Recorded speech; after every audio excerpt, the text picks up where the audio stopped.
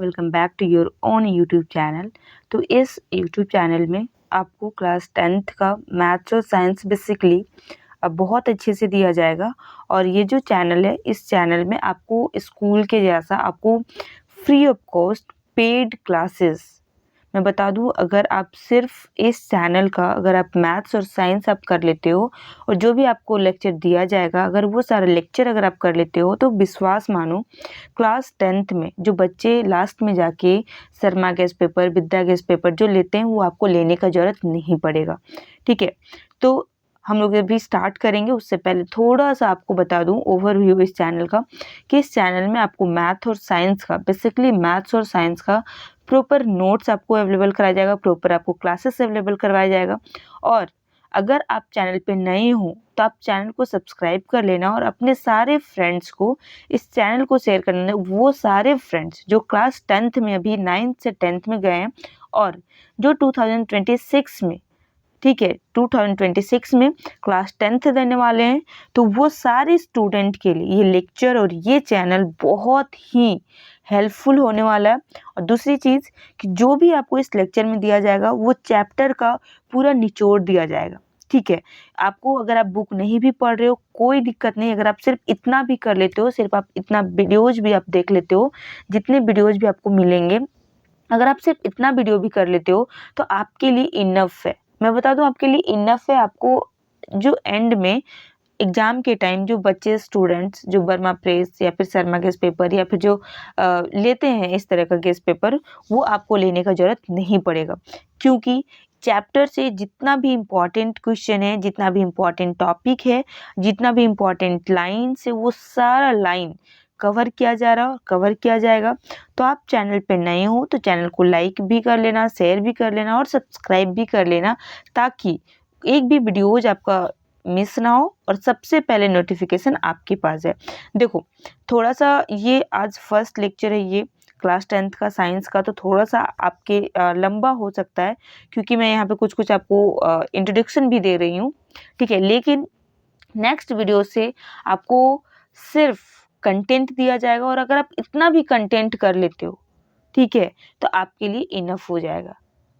तो चलिए स्टार्ट करते हैं। ठीक है, तो आज का जो हमारा फर्स्ट चैप्टर है दैट इज रासायनिक अभिक्रिया एवं समीकरण। देखिए, अभी आप लोग क्लास 9 से क्लास 10th में आए हैं, अभी आप लोग को बहुत सारा चीज़ माइंड में कन्फ्यूजन होगा, बहुत सारा चीज़ होगा आपके माइंड में कि कैसे पढ़ें, कैसे क्या करना है, कैसे नहीं करना है, कैसे नोट्स रेडी करना है। ठीक है, तो बिल्कुल आपको घबराना नहीं है। आपको एज इट इज जितना भी आपको लेक्चर में प्रोवाइड कराया जाएगा, जितना भी आपको दिया जाएगा वीडियो के थ्रू, बस आप वीडियोज कर लेना और आप पॉज करके आप नोट्स बना लेना। ठीक है, इससे ज़्यादा आपको नोट्स ना बनाने की ज़रूरत पड़ेगी और ना इससे ज़्यादा आपको करने का ज़रूरत पड़ेगा। समझ गया? दूसरी चीज़, अगर एक चीज़ मैं बता दूं, जो नोट्स अगर आपको चाहिए, अगर पीडीएफ फॉर्म में चाहिए, तो आपको बायो में आप इस यूट्यूब चैनल के बायो में आप जाके देखना, या तो आपके वहाँ पे इंस्टाग्राम का आईडी आपको मिलेगा, या फिर टेलीग्राम का आईडी मिलेगा, या फिर व्हाट्सएप का आईडी मिलेगा, लिंक मिलेगा। तो आप जाके वहाँ पे मैसेज करना, पीडीएफ का जो प्रोसेस है, पीडीएफ आपको कैसे मिलेगा, वो सारा इन्फॉर्मेशन आपको बता दिया जाएगा। तो चलिए without any time taking let's start. तो फर्स्ट जो हमारा आज का चैप्टर है वो है रासायनिक अभिक्रिया एवं समीकरण। तो हमारा जो पहला जो अध्याय है, पहला जो चैप्टर है वो है रासायनिक अभिक्रिया एवं समीकरण। तो पहले हम लोग समझेंगे कि रासायनिक अभिक्रिया क्या होता है, समीकरण क्या होता है। लेकिन रासायनिक अभिक्रिया और समीकरण को समझने से पहले हम लोग थोड़ा कुछ बेसिक पॉइंट उस पर हम लोग डिस्कस करेंगे। पहला, ठीक है, आप खुद सोचो, ठीक है, दिमाग लगाओ, सोचो कि क्या होगा, ठीक है, अगर गर्मियों में कमरे के तापमान पर दूध को खुला छोड़ दिया जाता है। जस्ट इमेजिन करो क्या होगा अगर गर्म अभी जो आपका मार्च का सीजन चल रहा है, अप्रैल मई जून, ये मौसम में इस टाइम पे अगर दूध को खुला छोड़ दिया जाए कमरे के तापमान पर, तो क्या होगा। ठीक है, यह प्रैक्टिकल करके जरूर देखना मई और जून के बीच। दूसरा, लोहे का तवा जिससे हम लोग रोटी बनाते हैं, आप देखते होंगे कि जिससे रोटी बनाया जाता है, ये लोहे का तवा या फिर तसला या फिर कील जो काटी होता है, उसको आर्द्र वायुमंडल में खुला छोड़ दिया जाता है, तो क्या होगा। आर्द्र मतलब जहाँ पे नमी हो, नमी वाले वायुमंडल में अगर खुला छोड़ दिया जाता है तो क्या होता है। दूसरा चीज, ठीक है, अंगूर का किण्वन होना। का अगर किण्वन हो जाता है तो क्या होता है? भोजन पकाया जाता है। अगर भोजन पकाया जाता है तो क्या होता है? हमारा शरीर भोजन को पचा लेता है। हम लोग जो भोजन लेते हैं उसको क्या करता है, हमारा जो शरीर होता है वो क्या करता है, पचा लेता है। हम सांस लेते हैं तो क्या होता है? ठीक है, ये सब कुछ जो होता है उससे क्या होता है? तो इससे क्या होता है, एक रासायनिक अभिक्रिया होता है। आप देखेंगे जब आप गर्मियों के दिन में अगर आप दूध को खुला छोड़ देते हैं, ठीक है, दूध को अगर आप गर्म नहीं करते हैं गर्मियों के तापमान, कमरे के तापमान पर, तो दूध क्या हो जाता है, फट जाता है। तो क्या होता है, रासायनिक अभिक्रिया होता है। नेक्स्ट हम लोग समझते हैं, यहाँ पे नेक्स्ट समझो कि जब कोई रासायनिक परिवर्तन होता है, और जहाँ जहाँ भी आपको नोट मिलेगा वो आपके लिए बहुत इंपॉर्टेंट होगा, तो आप उसको बहुत अच्छे से समझना कि जब कोई रासायनिक परिवर्तन होता है तो हम ये कह सकते हैं कि एक रासायनिक अभिक्रिया हुई है। ठीक है, क्या अगर कह सकते हैं कि जब भी कोई अगर रासायनिक परिवर्तन होता है तो हम ये कह सकते हैं कि क्या हुआ, रासायनिक अभिक्रिया हुई है। अब दूसरा चीज कि मैग्नीशियम रिबन, जो मैग्नीशियम रिबन होता है, अगर मैग्नीशियम रिबन को चमत्कार श्वेत लौ के साथ मैग्नीशियम रिबन को दहन किया जाता है, दहन करना मतलब जलाया जाता है। अगर जो ठीक है, चमकदार श्वेत लौ मतलब आग में अगर आप मैग्नीशियम रिबन को अगर जलाते हैं तो ये क्या होता है, श्वेत चूर्ण में परिवर्तित हो जाता है और ये मैग्नीशियम ऑक्साइड का चूर्ण होता है। देखिए जब मैग्नीशियम को आप जलाएंगे, ठीक है, मैग्नीशियम का जब दहन होता है तो वो क्या हो जाता है, श्वेत चूर्ण में मतलब कि एक पाउडर फॉर्म में वो क्या हो जाता है, चेंज हो जाता है। और ये जो मैग्नीशियम ऑक्साइड का जो चूर्ण होता है ना, वो वायु में उपस्थित ऑक्सीजन तथा मैग्नीशियम के बीच होने वाली अभिक्रिया के कारण बनता है। जो जैसे जो अगर मैग्नीशियम रिबन को आप जलाएं तो वो क्या होता है, श्वेत व्हाइट कलर का पाउडर फॉर्म में वो क्या हो जाता है, चेंज हो जाता है। और वो जो मैग्नीशियम ऑक्साइड का जो चूर्ण होता है वो कैसे होता है, देखो वायु में उपस्थित ऑक्सीजन तथा मैग्नीशियम, जो वायु में उपस्थित होते हैं, क्या, ऑक्सीजन और मैग्नीशियम के बीच होने वाली अभिक्रिया के कारण ये बनता है। तो ये बहुत ही वीवीआई और इम्पॉर्टेंट है कि मैग्नीशियम रिबन को जब आग में जलाया जाता है तो क्या होता है।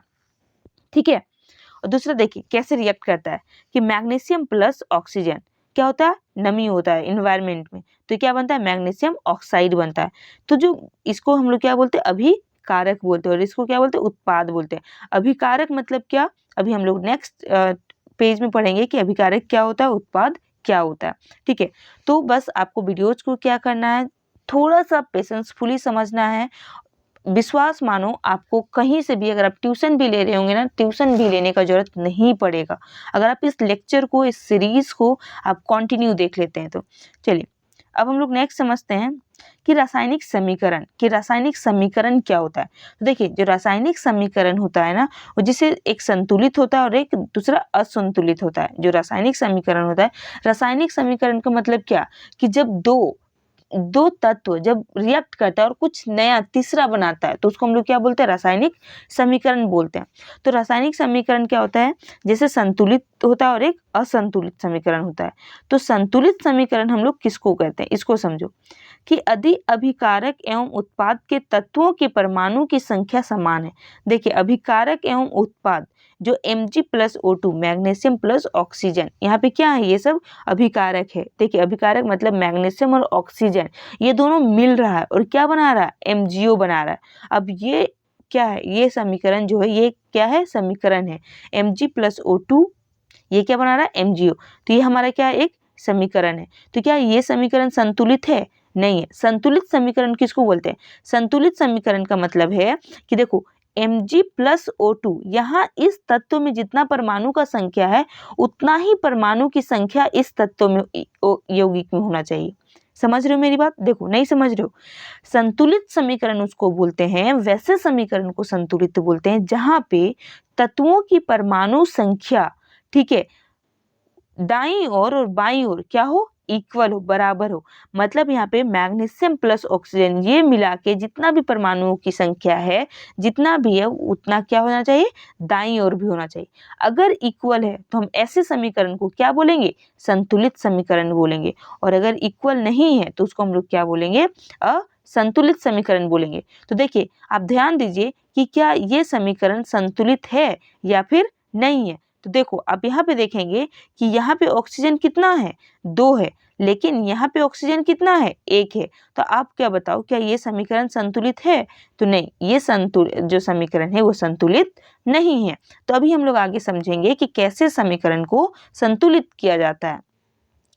अगर अभिकारक एवं उत्पाद के तत्व की परमाणु की संख्या, देखिए ये जो अभिकारक है, ठीक है, और ये क्या है, उत्पाद है।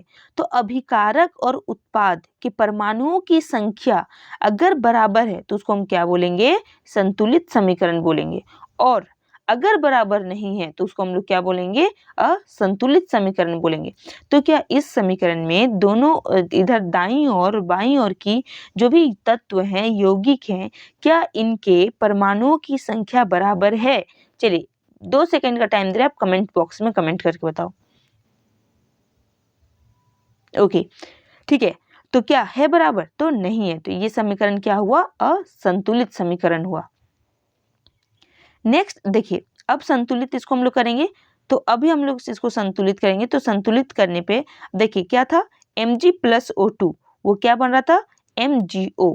अब यहाँ पे ऑक्सीजन कितना है, 2 ऑक्सीजन है। अब यहाँ पे ऑक्सीजन कितना है, 1 है। तो अब यहाँ पे क्या करेंगे, 2 लगा देंगे, ठीक है। तो देखो यहाँ भी 2 ऑक्सीजन, यहाँ भी 2 ऑक्सीजन। लेकिन अब दिमाग लगाओ कि यहाँ मैग्नीशियम कितना हो गया, 2 हो गया, लेकिन यहाँ पे मैग्नीशियम कितना था, 1 था। तो हम यहाँ पे आगे क्या लगा देंगे, 2। तो अब देखो यहाँ भी मैग्नीशियम 2 है, यहाँ भी मैग्नीशियम 2 है, यहाँ भी ऑक्सीजन 2 है, यहाँ भी ऑक्सीजन 2 है। मतलब अब हम कह सकते हैं कि जो ये जो समीकरण है वो क्या है, संतुलित समीकरण है। समझ में आई बात? ओके, नेक्स्ट, ठीक है, अब हम लोग समझेंगे रासायनिक समीकरण कि रासायनिक समीकरण क्या होता है। तो किसी रासायनिक अभिक्रिया के अभिकारकों एवं उत्पादों के प्रतीकों व रासायनिक सूत्रों का प्रयोग करके प्रदर्शित करना रासायनिक समीकरण कहलाता है। अभी क्या हुआ, अभिकारक था, ठीक है, वो क्या बना रहा था, उत्पाद बना रहा था।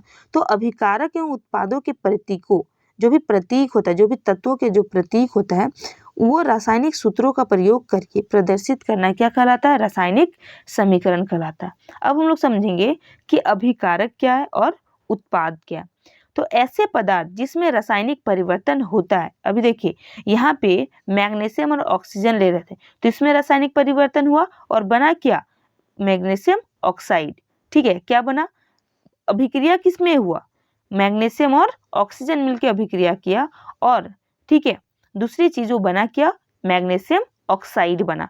तो जी जिसमें जो अभिक्रिया होता है, ठीक है, उसको क्या हम लोग बोलते हैं, अभिकारक बोलते हैं, और जो बनता है उसको हम लोग क्या बोलते हैं, उत्पाद बोलते हैं। समझ में आई बात? नहीं समझ में आया? देखो मैग्नीशियम और ऑक्सीजन में क्या हो रहा है, रिएक्शन हो रहा है, ठीक है। मैग्नीशियम और ऑक्सीजन में क्या हो रहा है, रिएक्शन हो रहा है, और बन क्या रहा है, मैग्नीशियम ऑक्साइड। तो ये हमारा क्या हुआ, अभिकारक हुआ। ओके, नहीं समझ में आ रहा है? फिर भी चलो आप अपने किचन में देख लो, ठीक है, आप सब्जी बनाते हो, सब्जी में आप क्या क्या डालते हो, आलू डालते हो, ठीक है, प्याज डालते हो, और आलू प्याज और मान के टमाटर डालें। तो आलू प्याज और टमाटर तीनों क्या कर रहा है, अभिक्रिया कर रहा है, तीनों मिल रहा है, और हम लोग का क्या बन रहा है, सब्जी बन रहा है, ठीक है। तो ये क्या हुआ, उत्पाद हुआ, और ये हमारा क्या हुआ, अभिकारक हुआ। कि रिएक्शन किस में हो रहा है, रासायनिक अभिक्रिया किस में हो रहा है, आलू प्याज और टमाटर। आलू प्याज टमाटर में हमारा क्या हो रहा है, अभिक्रिया हो रहा है, ठीक है। तो ये हमारा क्या हुआ, अभिकारक हुआ। और ये जो हमारा सब्जी बना आलू टमाटर का, वो हमारा क्या है, आलू प्याज टमाटर का एक उत्पाद है। तो ये हमारा क्या हुआ, उत्पाद हुआ। अब तो समझ में आ गया होगा, ठीक है, तो समझ में आया। उसी तरीके से मैग्नीशियम और ऑक्सीजन यहाँ पे क्या कर रहा है, रिएक्ट कर रहा है, और बन क्या रहा है, मैग्नीशियम ऑक्साइड। तो मैग्नीशियम और ऑक्सीजन हमारा क्या हुआ, अभिकारक हुआ, और मैग्नीशियम ऑक्साइड हमारा क्या हुआ, उत्पाद हुआ, ठीक है। चलिए इस चीज को ध्यान रखिएगा, क्योंकि एग्जाम में 1 मार्क्स के लिए पूछा जा सकता है। अब नेक्स्ट समझते हैं, ये हम लोग को समझ में आया, ठीक है। तो इस लेक्चर में हम लोग अभी इतना ही समझेंगे। मिलते हैं नेक्स्ट लेक्चर में नेक्स्ट टॉपिक के साथ, चैप्टर 1 के टॉपिक के साथ। Till then take care, bye bye and keep watching.